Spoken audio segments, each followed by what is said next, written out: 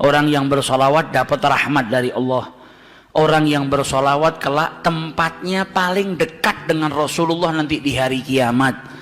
Orang yang banyak bersolawat akan mendapatkan syafaat daripada Rasulullah Sallallahu Alaihi Wasallam. Orang yang memperbanyak solawat, hajat-hajatnya dikabulkan. Kalau kesusahan, diberikan jalan keluar sama Allah. Berkatnya solawat.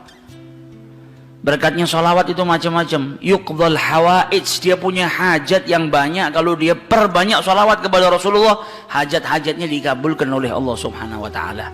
Sehingga dalam hadisnya banyak Nabi mengucap aktsiru, perbanyaklah solawat. Yang paling dekat dengan kau kelak di hari kiamat adalah yang paling banyak bersolawat saat di dunia. Para ulama menjelaskan al-iktsar, memperbanyak solawat itu paling sedikit dari kategori perbanyaklah solawat. Minimal kau baca 300 kali solawat dalam sehari semalam, jangan kurang, supaya bisa masuk dalam kategori orang yang memperbanyak solawat kepada Rasulullah Sallallahu Alaihi Wasallam. Apalagi di zaman-zaman seperti ini kita sudah harus lebih banyak bersolawat, dan solawat itu zikir. Al-Imam Abdullah bin Abi Haddad mengatakan Allah itu tahu manusia itu gampang bosenan, makanya Allah Subhanahu Wa Taala memberikan ketaatan itu macam-macam bentuknya. Zikir pun macam-macam, ada astaghfirullah, ada kalimat tauhid la ilaha illallah, ada tasbih, ada tahmid, ada solawat. Karena manusia itu punya tabiah bosen, malal. Kalau zikir itu cuma satu, ditakutkan dia nanti sumpek, bosen. Kalau bosen akhirnya dia nggak memperbanyak. Tapi ketika ada banyak macam ketaatan, engkau bisa taat dengan sholat, engkau bisa taat dengan berzikir, engkau bisa taat dengan Allah Subhanahu Wa Taala dengan bersedekah. Macam-macam taat, macam-macam zikir ini menjadikan supaya kita tidak putus untuk ingat kepada Allah Subhanahu Wa Taala. Jangan sampai bosan. Pada dasarnya manusia itu cepat bosan, tapi bukan berarti terus saya bosan dengan istighfar, saya tak ganti ini. Jangan gantinya kita karena bosan, tapi diselang-seling supaya kebosanan tadi tidak timbul. Nah, salah satu yang harus kita perbanyak nanti di bulan Rabiul Awal, bahkan di hari-hari lainnya kalau bisa, yaitu sholawat kepada Rasulullah Sallallahu Alaihi Wasallam. Khususnya di zaman fitnah seperti ini, kita butuh banyak sholawat supaya dapat rahmat dari Allah Subhanahu Wa Taala, supaya kita diberi keselamatan oleh Allah Subhanahu Wa Taala, dan manfaatnya sholawat banyak sekali. Sehingga diceritakan dulu ada satu orang punya utang 500 dinar. Dia punya utang banyak sama orang, kemudian datang waktunya semua pada nagih, maka dia kebingungan, nggak punya uang. Akhirnya dia pergi ke salah seorang saudagar, dia pinjam uang 500 dinar. Diberikan sama saudagar tadi. Sebelum diberikan ditanya, kapan mau kau kembalikan uang ini? Maka dia berkata, insya Allah di tanggal sekian saya kembalikan. Uang itu diambil, dia bayarkan hutangnya satu persatu. Selesai dibayarkan tidak tersisa uangnya. Gak ada sisa modal untuk dia putarkan supaya bisa bayar hutangnya yang 500 dinar ini. Karena apa? Memang dia pinjam sesuai dengan kadar hutangnya. Sampai ketika datang waktu jatuh tempo, yang punya uang datang ke rumahnya nagih, mana uang 500 dinar yang kau pinjam? Kau janji hari ini akan melunasinya. Maka dia bilang, demi Allah, sepeser pun saya nggak punya. Saya belum mendapatkan apa-apa untuk saya bayarkan kepada dirimu. Maka yang punya uang nggak mau tahu. Engkau janji tanggal sekian mau kau bayar, sekarang sudah jatuh temponya, maka bayar hutangmu sesuai dengan ucapanmu. Dia bilang, saya nggak punya. Kalau begitu ayo pergi ke Qadhi, pergi ke hakim. Nggak benar ini perbuatanmu. Maka yang ngutang tadi dibawa sama yang punya uang ke hakim. Diceritakan perkaranya, ditanya sama hakim, kenapa tidak kau bayar hutangmu? Bukankah engkau berjanji hari ini akan melunasinya? Dia bilang, iya saya berjanji, tapi saya nggak punya uang. Saya bukan pengkhianat, bukan orang yang mau berdusta. Kalau berdusta saya akan bilang saya nggak punya uang. Nggak ada perjanjian di sini, nggak ada bukti. Tapi saya ngaku kalau saya punya utang dan hari ini saya nggak punya uang untuk saya bayarkan. Maka Qadhi berkata, apa? Kalau begitu kau melanggar janjimu, maka engkau harus dihukum, engkau harus dipenjara. Maka yang utang tadi bilang apa? Kalau begitu ya sudah, kalau memang hukumannya saya harus dipenjara karena saya nggak bayar utang, ya sudah saya terima. Tapi tolong berikan saya waktu 1 hari. saya mau kembali ke rumah saya mau izin dengan istri dan anak-anak saya, besok saya akan kembali ke sini lagi dan masukkan saya ke dalam penjara. Maka sang hakim berkata apa? Bagaimana mungkin saya bisa percaya dengan dirimu? Siapa yang menjamin dirimu? Kalau ada yang menjamin kau bakal kembali ke sini, maka saya lepaskan. Dia bilang, ya Ghadhi, kalau saya niat lari sudah dari kemarin-kemarin saya lari. Kalau saya niat lari saya nggak datang ke sini, maka percayalah saya akan kembali di esok hari. Maka kata Ghadhi, jaminannya apa? Akhirnya lelaki tadi bilang apa?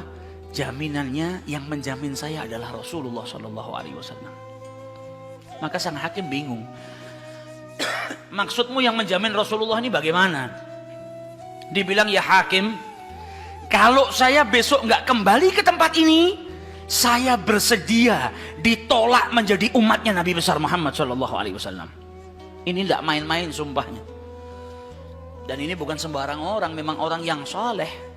Dia bilang, berikan saya waktu sebentar, saya kembali kepada keluarga saya pamit dengan istri saya, besok saya kembali. Saya bersumpah dan saya siap dikeluarkan dari umatnya Rasulullah, nggak dianggap sama Rasulullah kalau sampai saya berdusta. Maka si hakim tadi mendengar sumpahnya seperti ini, akhirnya dipercaya. Kalau begitu kembalilah. Maka dia kembali ke rumah, dia ceritakan kepada istrinya, dia minta izin sama istrinya, suamimu ini mungkin besok di penjara karena nggak bisa bayar utang. Kata istrinya, kalau kau dihukum penjara, terus apa yang bisa membuatmu keluar sekarang ini? Kok tidak langsung di penjara, kok bisa kembali ke rumah? Kata suaminya, karena saya mendapatkan jaminan. Dari siapa? Dari Rasulullah. Dia ceritakan, saya bersumpah kalau saya nggak kembali di esok hari, saya rela tidak dianggap sebagai umatnya Rasulullah SAW. Maka istrinya berkata, selagi engkau ini mendapat jaminan dari Rasulullah atau engkau menjaminkan Rasulullah SAW, maka ayo kita perbanyak sholawat. Semoga Nabi besar Muhammad SAW benar-benar menjamin dirimu. Karena sholawat itu manfaatnya besar. Sholawat ini berkahnya luar biasa. Maka si suami sama si istri kemudian diperbanyak sholawat, membaca sholawat yang sangat banyak sampai mereka akhirnya tertidur. Yang laki yang punya utang tadi ketika tidur mimpi berjumpa dengan Rasulullah SAW. Dan Nabi dalam hadisnya telah bersabda, man ra'ani fakat ra'ani haqqa. Siapa yang mimpi berjumpa dengan diriku, maka sesungguhnya itu aku. Karena syaitan gak bisa menyerupai Nabi besar Muhammad SAW. Dan orang yang dalam hatinya ada mahabbah, orang yang rindu, orang yang membersihkan dirinya, orang yang memang benar-benar ingin berjumpa dengan Rasulullah SAW, akan diperjumpakan oleh Allah Subhanahu Wa Taala dalam mimpinya ataupun dalam keadaan yaqadzatan. Karena Nabi pun menjelaskan ada orang-orang yang bisa melihat Rasulullah SAW dalam keadaan sadar. Sebagaimana dulu diriwayatkan ada seorang santri kepingin ketemu sama Rasulullah, pingin mimpi. Tanya sama gurunya, sama kiainya, ajarkan kepadaku caranya mimpi ketemu Rasulullah itu bagaimana. Kata kiainya, apa gampang. Nanti malam kau makan ikan asin yang banyak, setelah makan jangan minum, kau tidur. Maka dia bingung, apa hubungannya ikan asin dengan mimpi ketemu Rasulullah? Praktekkan. Ini kiai mau mendidik santrinya yang betul-betul kepingin berjumpa dengan Rasulullah, pingin mimpi dengan Rasul SAW. Maka malam hari datang, dia makan ikan satu piring, setelah itu nggak minum, tidur. Bangun tidur dia pergi ke gurunya, marah, mana saya nggak ngimpi ketemu Rasulullah. Kata gurunya, apa yang kau impikan? Kau mimpi ngelihat apa? Kata santri tadi, saya mimpi ngelihat laut, ngelihat sungai, ngelihat hujan, ngelihat air terjun. Kata gurunya, karena sebelum tidur yang kau rindukan adalah air. Kau makan ikan asin sehingga kau kehausan. Yang kau rindukan dan kau dambakan air. Maka apa yang kau rindukan dan apa yang kau dambakan datang dalam mimpi. Coba setiap kali kau tidur kau rindu dengan Rasulullah. Coba setiap kali kau tidur kau ingin sekali dan minta sama Allah Subhanahu Wa Taala akan diperjumpakan dengan Rasul Sallallahu Alaihi Wasallam. Maka kau akan diperjumpakan dengan Nabi besar Muhammad Sallallahu Alaihi Wasallam. Nah, ini yang diajarkan sama para ulama. Ini yang punya utang dari mimpi ketemu Rasulullah Sallallahu Alaihi Wasallam. Dalam mimpinya apa kata Rasulullah? Kau jangan takut, jangan gelisah. Orang yang mahabbah, baca sholawatnya bukan sekedar baca, tapi baca dari lubuk hatinya, baca dengan penuh kecintaan. Mimpi berjumpa dengan Rasulullah dan berkahnya sholawat tadi bisa menyelamatkan orang, hajat-hajatnya bisa dikabulkan, dapat pertolongan dari Allah Subhanahu Wa Taala.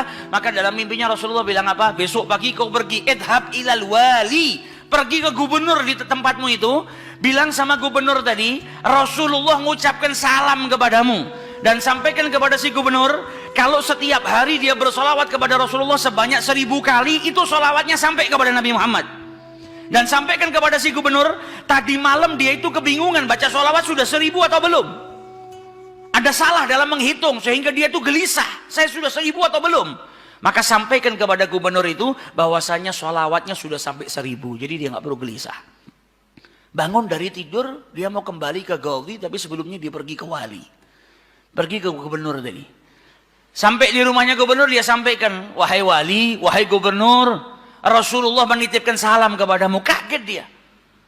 Orang yang selama ini dia solawati, gubernur ini gubernur yang cinta kepada Rasul Sallallahu Alaihi Wasallam. Tiba-tiba ada orang yang datang bawakan salam dari Rasul Sallallahu Alaihi Wasallam. Nabi Muhammad berkata kepadamu, wahai gubernur, solawatmu yang kau baca 1000 kali setiap hari sampai kepada Rasulullah. Dan tadi malam ketika engkau kebingungan solawatmu itu sudah 1000 atau belum, ternyata sudah 1000. Nabi ngabarkan kau jangan takut, jangan gelisah, karena solawatmu seperti biasa, istiqomah kau baca, jumlahnya sudah 1000. Dan Nabi Muhammad minta engkau bantu diri saya untuk melunasi hutang. Maka saking gembiranya dapat salam dari Rasulullah, dapat kabar kalau solawatnya yang selama ini dia baca sampai kepada Rasul Sallallahu Alaihi Wasallam. Ditanya utangmu berapa? 500 dinar. Diambilkan 500 dinar dari Baitul Mal. Setelah itu diambilkan lagi 2.500 dinar dari uang pribadinya. Ini hadiah buat dirimu karena kau datang bawa kabar gembira kepadaku, yaitu Rasulullah Sallallahu Alaihi Wasallam mengucapkan salam kepadaku. Mahabbah. Kita belum tentu, kalau mungkin andai ada orang yang mimpi berjumpa dengan Rasulullah, kemudian Nabi mengucapkan salam kepada kita, belum tentu kita bahagia sampai bisa mengeluarkan harta seperti itu. Tapi orang-orang yang mahabbah, kecintaannya sama Rasulullah luar biasa. Maka dia pulang dari rumahnya si gubernur tadi bawa uang 3.000 dinar. Utangnya cuma 500 dinar. Berkat sholawat dia bisa melunasi hutangnya. Maka dia pergi ke rumah qadhi. Sebagaimana janjinya dia akan kembali. Dia ketuk pintu rumah qadhi. Maka qadhi tadi ketika buka pintunya langsung memeluk orang tersebut. Nangis yang luar biasa. Dan berkata apa? Alhamdulillah berkat dirimu tadi malam saya mimpi ketemu Rasulullah SAW. Kata Rasulullah apa? Kalau engkau membantu orang yang punya utang itu untuk melunasi hutangnya, maka aku akan membantumu kelak di hari kiamat. Diambilkan uang 500 dinar diberikan kepada orang tersebut. Sampai Ghazinya pun diimpiin sama Rasulullah Sallallahu Alaihi Wasallam. Keluar dari rumahnya Ghazi bawa uang berapa? 3.500 dinar. Dia pergi ke tempat orang yang dia utangi mau bayar utangnya. Ketika sampai di rumah orang tersebut, orang yang dia utangi tadi sudah berada di depan rumah nunggu kedatangannya. Ketika ini yang punya utang datang langsung dipeluk, dicium, sambil menangis mengucapkan terima kasih, berkat dirimu tadi malam saya mimpi ketemu Rasulullah. Kata Rasulullah, kalau kau bebaskan utangnya fulan, kelak kau akan aku bantu, aku berikan syafaat kepadamu di hari kiamat. Utangmu jangan dibayar dan ini ada hadiah untukmu 500 dinar. Berangkat dari rumah punya utang 500 dinar. Berkat mimpi berjumpa dengan Rasulullah, utangnya terlunaskan dan ada tambahan 4.000 dinar. Berkat apa? Berkat sholawat yang dibaca kepada Rasulullah Sallallahu Alaihi Wasallam. Jadi kita kalau baca sholawat ini bukan hanya berkahnya nanti di akhirat, bukan hanya nanti kita dapat syafaatnya Nabi, bukan hanya nanti kita dapat tempat yang dekat dengan Rasulullah Sallallahu Alaihi Wasallam. Bahkan di dunia kalau kita ada situasi yang tidak menyenangkan, ada masalah, ada apapun, semuanya bisa hilang berkah daripada sholawatnya yang kita baca kepada Rasulullah Sallallahu Alaihi Wasallam. Karena satu sholawat dibalas dengan 10 rahmat. Satu rahmatnya Allah, kita punya masalah sebesar apapun bisa hilang kalau kita mendapatkan satu rahmat dari Allah Subhanahu Wa Taala. Sedangkan orang yang bersholawat kepada Rasulullah Sallallahu Alaihi Wasallam, maka dia mendapatkan 10 rahmat daripada Allah Subhanahu Wa Taala.